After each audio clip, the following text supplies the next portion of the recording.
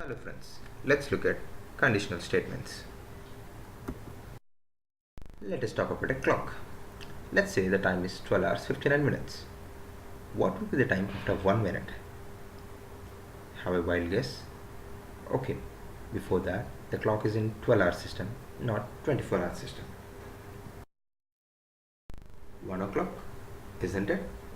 So after 59 minutes, the minutes become 0 and 12 hours become 1 hour.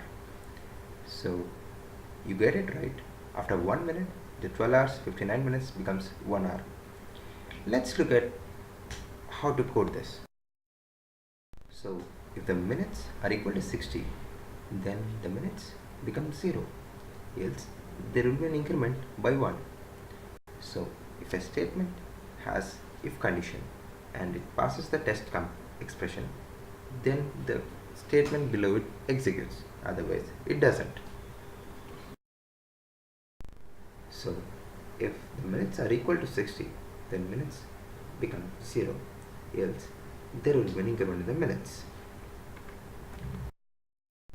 After 12 hours 59 minutes, the time becomes 1 hour 00 minutes, which means after 59 minutes converts to 0, it triggers 12 to become 1.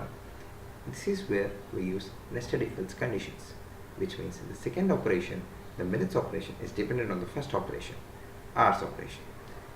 Then let's see how to use this if else condition.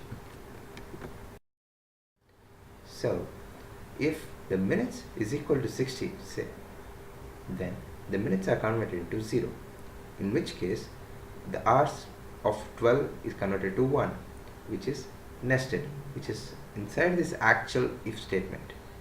So 12 becomes 1, else in another case where the hours are not equal to 12, it becomes an increment, just like the minutes. So after, if the minutes is not equal to 60, then there will be an increase in the minutes. So thus you can understand how to use nested if else conditions. Have a look at other reading materials for further understanding. Thank you.